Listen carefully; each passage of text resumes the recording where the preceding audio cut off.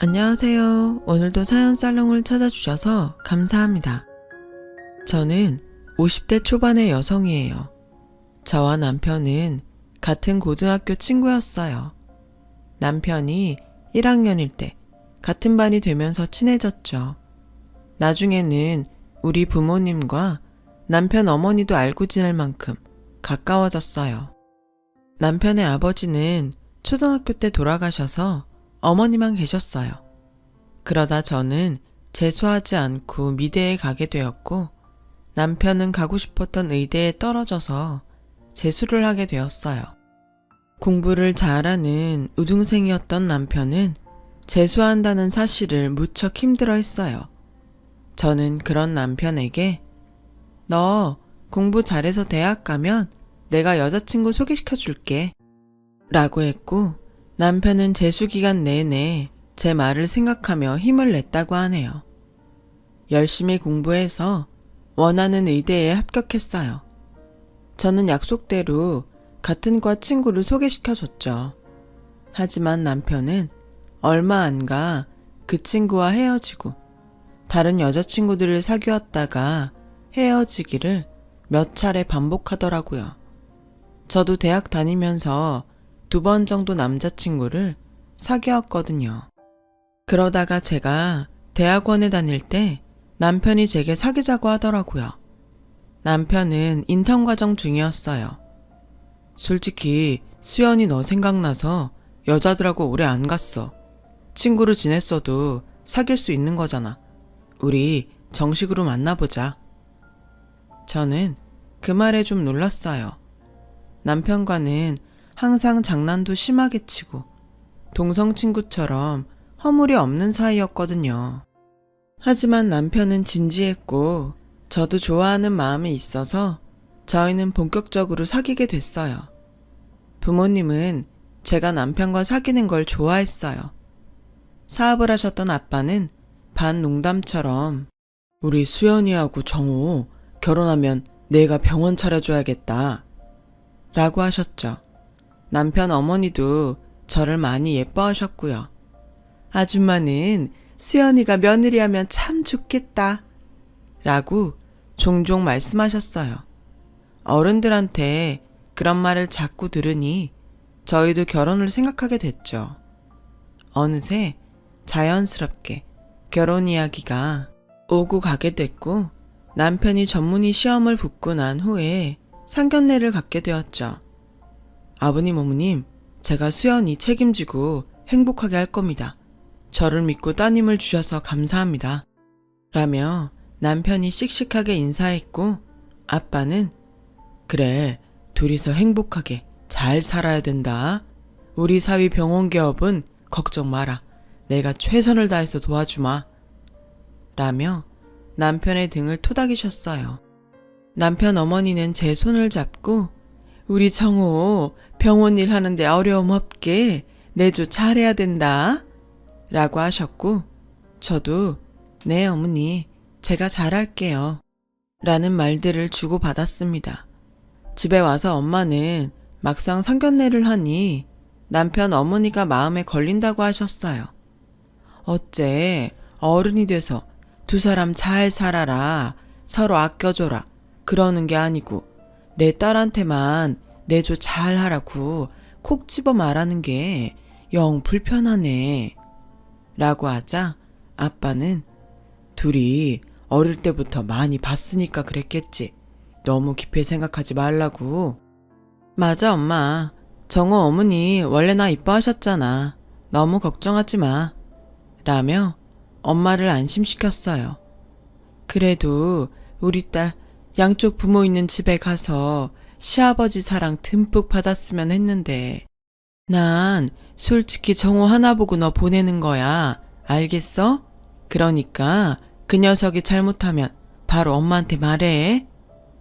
말은 그러셨지만 예단이나 가구 같은 걸로 남편 집 마음이 상하지 않게 신경 썼어요.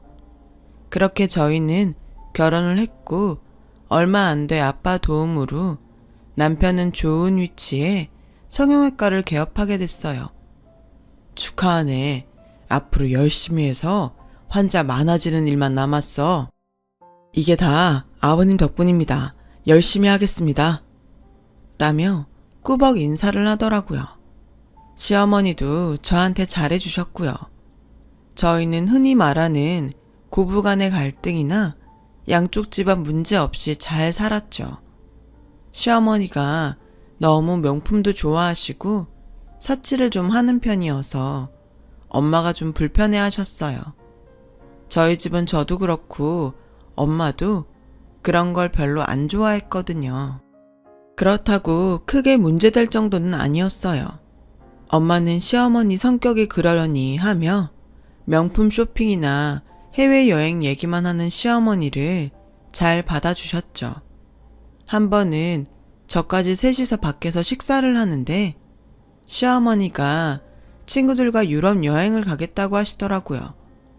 그런데 그 비용이 저희가 생각했던 것보다 훨씬 많이 드는 거였어요.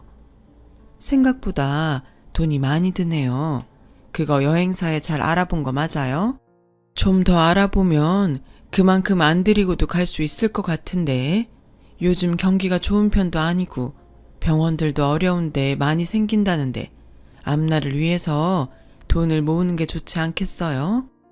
지금 제가 돈을 함부로 쓴다는 거예요? 저도 다 알아보고 결정한 거죠. 그런 것도 안 했을까 봐요.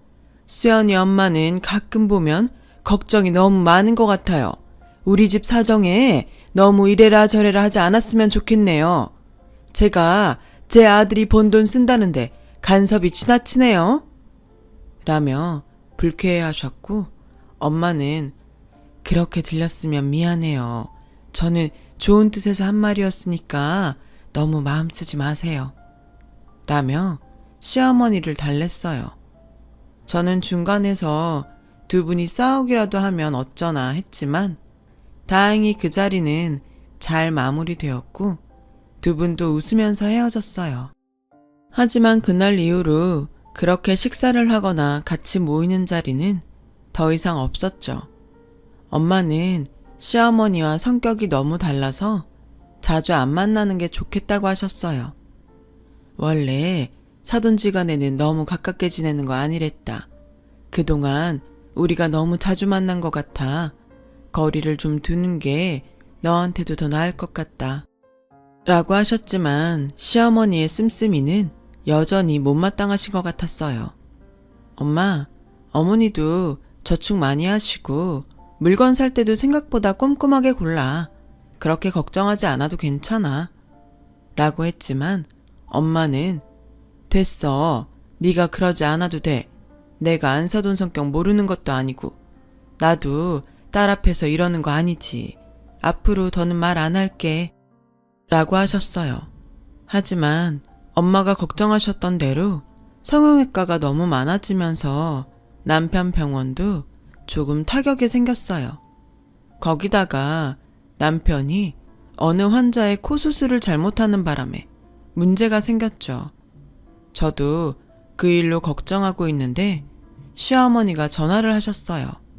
수연아, 니네 아버지한테 말씀드려서 어떻게 돈 좀 마련할 수 없겠니? 어머니, 일단 저희가 할 수 있는 선에서 해보려고요. 안 그래도 아빠가 그 사람 병원 차릴 때도 돈 거의 다 대주셨는데 이런 말씀까지 드리기가 좀 죄송해서요. 라고 하자 시어머니는 답답하다는 듯 너는 네 아빠한테 얘기하는 게 뭐가 죄송스러워? 가족이잖아, 가족. 이럴 때 돕고 사는 게 가족 아니니? 니네 집은 꼭 서로 남남처럼 이상하더라. 돈 쓰는 거 갖고도 엄청 깍쟁이처럼 계산하고. 그래, 알았다. 못 들은 걸로 해라. 라며 전화를 끊으셨어요. 그래도 저는 부모님께 말씀드리기보다는 저희가 해결하는 게 맞다고 생각했죠. 하지만 병원에서 수술을 잘못했다는 소문이 자꾸 퍼졌어요. 환자가 줄어들자 저는 아빠한테 말씀드릴 수밖에 없었습니다. 사람이 실수할 수도 있지. 근데 이건 사람 생명하고 직결된 거 아니냐? 그러니 이번 일을 교훈 삼아서 앞으로 더 신중했으면 좋겠다. 네, 아버님, 명심하겠습니다. 남편은 아빠에게 머리를 숙이며 죄송하다고 했어요. 병원 문제는 아빠 도움으로 수습을 했고 남편은 동네를 옮겨서 다시 개원했죠. 그리고 친정의 도움이 필요 없을 만큼 잘 되기 시작했어요. 저는 그 무렵 임신을 하게 됐어요. 입덧이 심해서 자주 친정에 가서 쉬곤 했어요.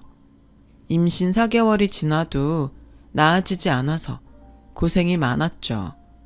그날도 제가 친정에서 쉬고 있는데 데리러 오기로 한 남편이 오지 않더라고요.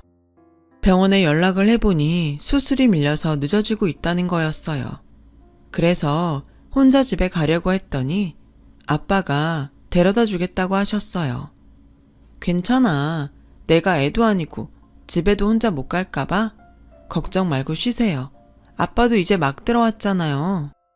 네가 지금 몸이 정상이 아니잖아. 가다가 무슨 일이라도 생기면 어떡하려고 그래. 그래, 아빠 말 들어. 엄마도 같이 갈게. 라며 두 분 다 저를 데려다 주겠다고 나섰어요. 그렇게 아빠가 운전하는 차를 타고 집으로 오는 길이었죠. 그날은 정말 다시 생각하기도 싫을 만큼 끔찍했어요.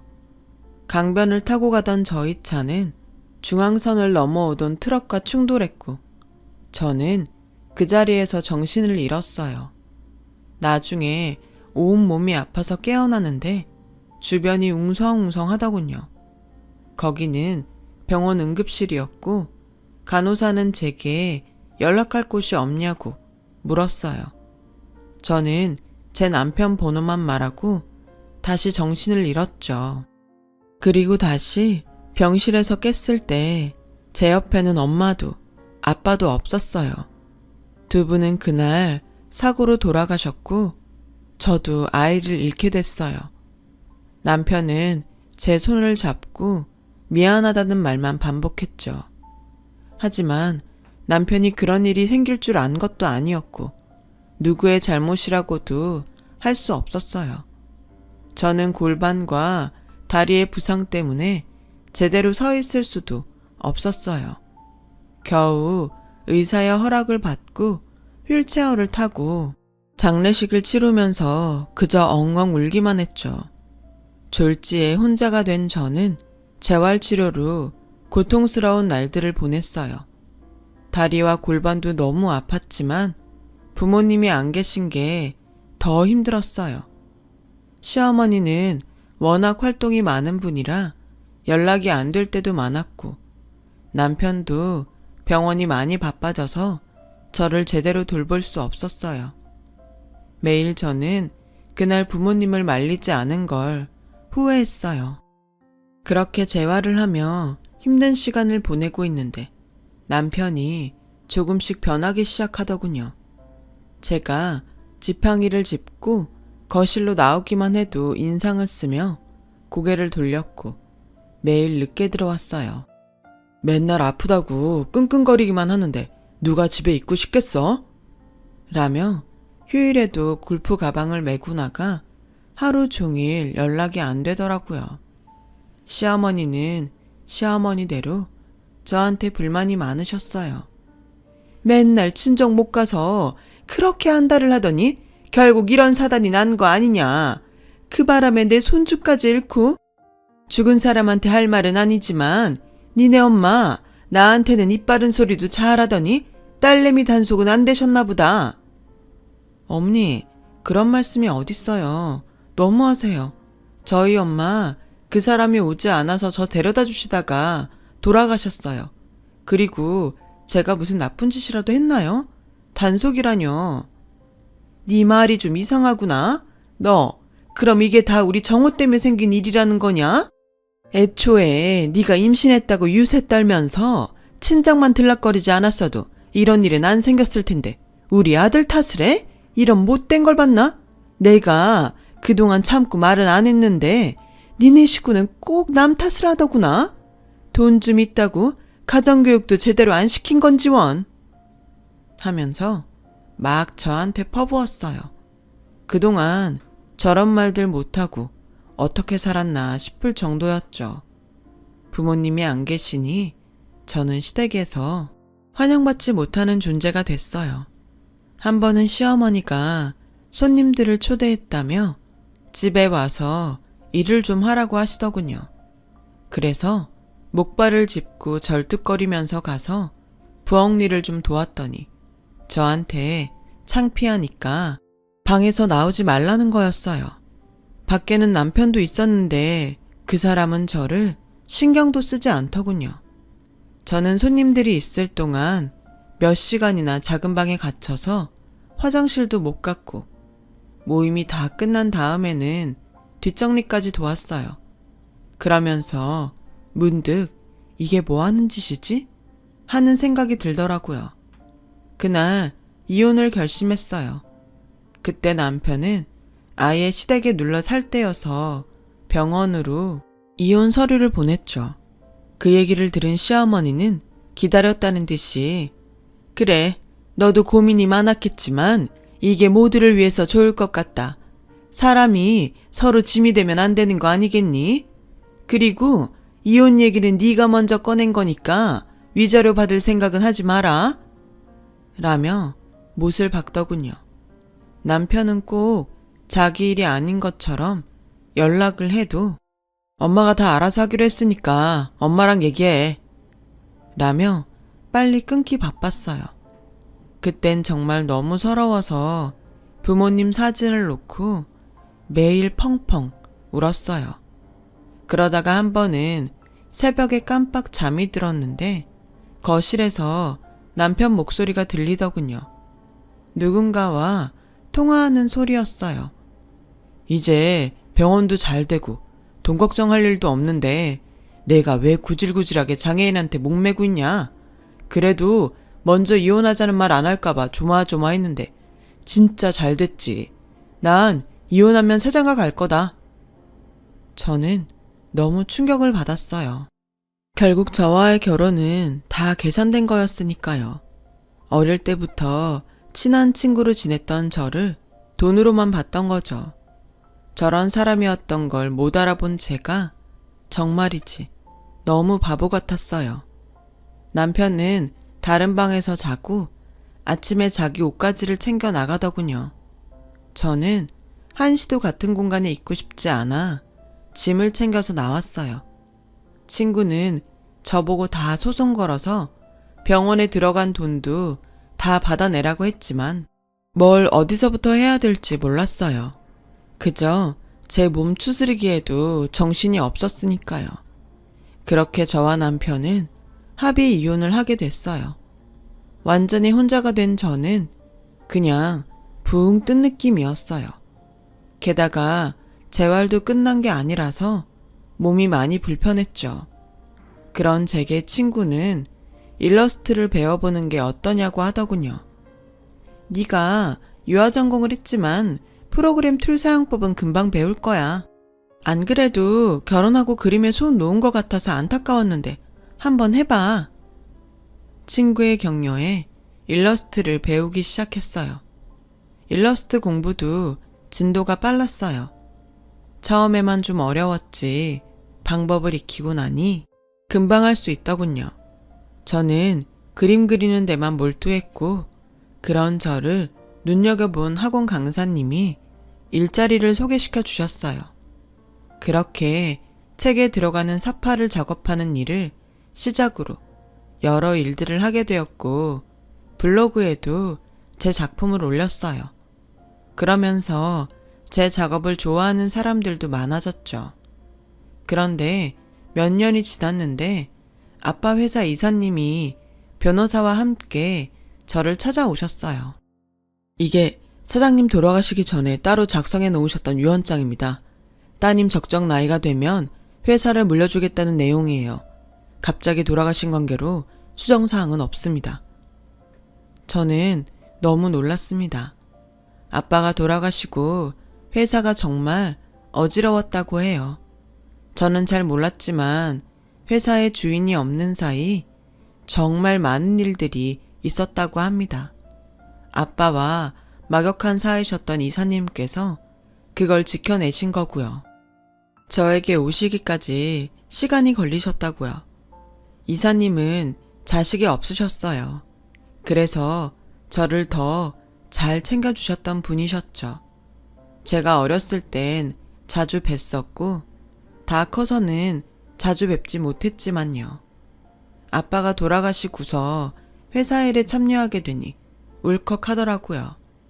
저는 회사 경영에 대해 몰랐기 때문에 이사님과 의논해서 전문 경영인이 회사를 운영하는 데 합의를 했어요. 이사님께서 회사를 지켜주셨으니 앞으로도 잘 부탁드립니다. 감사합니다. 저는 그날 제 친구에게 크게 한턱 냈어요. 네 덕분에 내가 이제까지 잘 버틴 것 같아. 정말 고마워. 다 네가 잘하니까 그런 거지.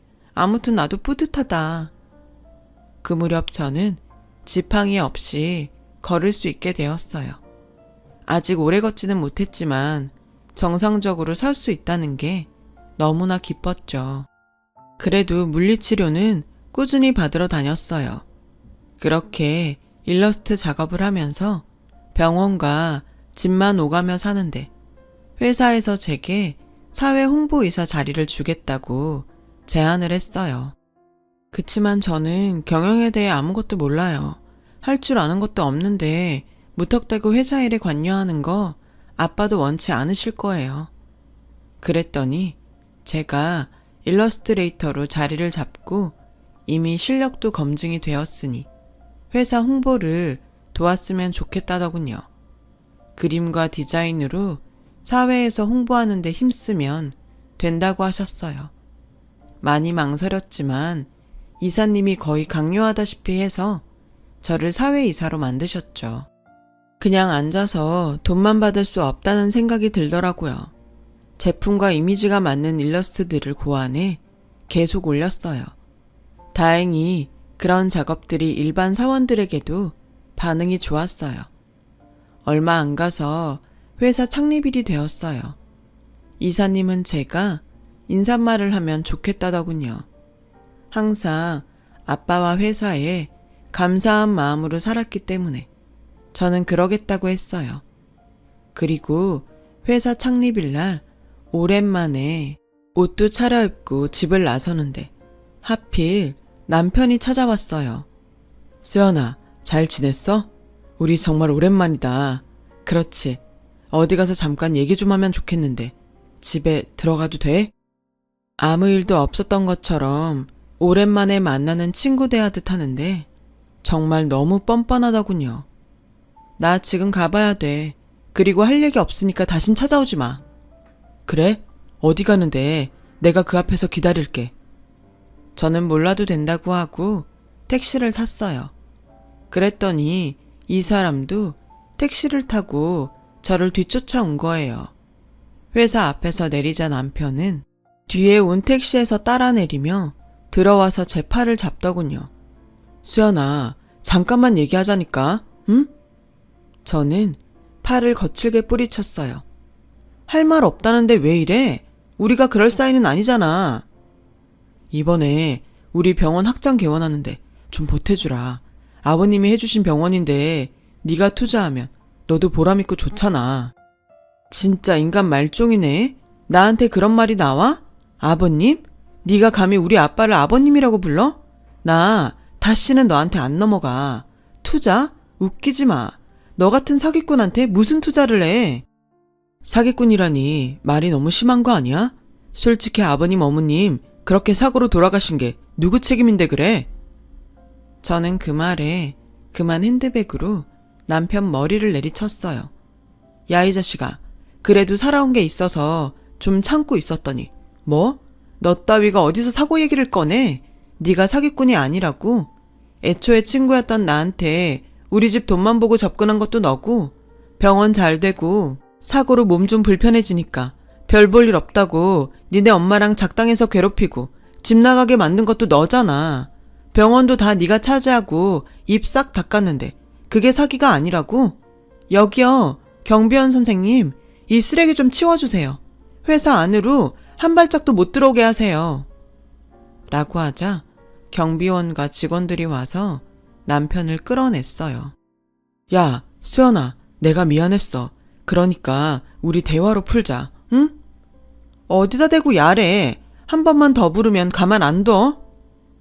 그제야 남편은 입을 다물고 사람들을 뿌리치고 자기 발로 가더군요. 저는 그날 사람들 앞에서 아빠를 추모하는 인사말을 하며 속으로 많이 울었어요. 하필이면 이런 날 그놈이 와서 내 기분을 망친 게 너무 속상했죠. 일주일쯤 지나서 점심을 먹고 회사 근처 카페에서 간단한 회의를 할 때였어요. 제가 올린 일러스트 중 반응이 좋은 걸 정식 홍보용으로 쓰기 위해서 회사 직원들과 같이 모였죠. 그런데 뒤에서 누가 제 어깨를 툭툭 치더군요. 시어머니였어요. 회사에 전화했더니 여기 있다길래 어찌나 안 가르쳐 주려고 하는지 정말 애먹었다. 라며 상냥하게 웃는데 정말 구역질이 날 것 같았어요. 제가 있는 데를 그쪽이 왜 알아야 하고 왜 찾아오는데요? 저는 볼 일 없습니다. 그래도 내가 시어머니인데 말은 좀 가려서 하는 게 좋지 않니? 정호 병원 일 때문에 의논 좀 하려고 하는데 너무 안 만나주는구나. 시어머니? 나 창피하다며. 창피하다고 손님들 갈 때까지 방 안에 가두는 게 시어머니야? 부모님 돌아가시고 지 아들 병원 잘 되니까 인생에 짐 되지 말라며 빨리 헤어지라고 해놓고 이제 와서 무슨 대접을 받겠다고 그래? 할머니, 당신 아들 병원 일을 왜 나한테 의논해요? 당장 나가세요. 라고 하자 직원들이 시어머니를 보며 수근댔어요. 시어머니는 그런데도 물러나지 않고 우리 정호 병원 좀 돌아가게 도와줘. 돈도 보태주고 좀 해줄 수 있잖아. 그러자 거기 있던 팀장이 일어나서 듣자 하니까 너무하시네요. 이제 이혼해서 상관도 없는데 이러시는 거 아니죠. 저희 회의하는데 방해하지 말고 나가주세요. 라고 하자 시어머니는 발끈하며 지금 누구한테 큰 소리야? 내가 누군 줄 알고. 나 땡땡 성형외과 원장 엄마야. 그러자 직원 한 명이 아, 이번에 그 의료사고 나서 난리 났다던 그 병원? 라고 했고 사람들이 전부 수근대며 시어머니를 쳐다봤어요. 그제야 시어머니는 저를 붙잡고 우리 정호 한 번만 도와줘. 응? 예전에도 잘했잖아. 저한테 이러지 마시죠. 한 번만 더 어떤 소리라도 꺼냈다가는 길에 나앉게 해줄 테니까. 여차했다가는 그 병원까지 다 토해내야 하는 수가 있어요. 내가 지금 못해서 안 하고 있는 줄 알아요? 그거마저 뺏기고 싶으면 해보시던가. 시어머니는 결국 돌아갈 수밖에 없었어요. 알고 보니 최근에 대리의사를 써서 수술한 게 사고가 나서 병원 환자가 뚝 떨어지고 소송에 들어갔다는 거였어요. 그 소송 비용을 좀 얻어보려 한 거였죠. 전 남편은 재혼했던 여자와도 파혼하고 지금은 의사 생활도 못하게 되어서 시어머니와 지방 어디에 가서 같이 작은 가게를 하고 있다나 봐요. 그 뒤로 가끔 저를 찾아왔지만 법원에 접근 금지 명령을 받았어요. 그래서 더는 보지 않고 살고 있어요. 이제는 그 사람들과 엮이지 않고 편하게 살고 싶네요. 많지 않은 나이에 돈 때문에 사람들과 좋지 않은 일들을 겪고 나니 돈이라는 것에 대해 많은 생각을 하게 됩니다. 아빠와 엄마의 그늘 아래 그냥 잘 살아왔다는 생각도 들고요. 앞으로는 더 정신 바짝 차리고 살아보려고 합니다. 쓰다 보니 오늘따라 부모님이 더 보고 싶어지네요. 서두 없이 써내려간 글 들어주신 분들 정말 감사드려요. 모두 행복하시고 건강하시길 빌게요. 여러분, 사연 댓글에 응원과 현명한 조언 부탁드려요. 좋아요와 구독은 저에게 큰 힘이 됩니다. 오늘도 좋은 일 가득하세요.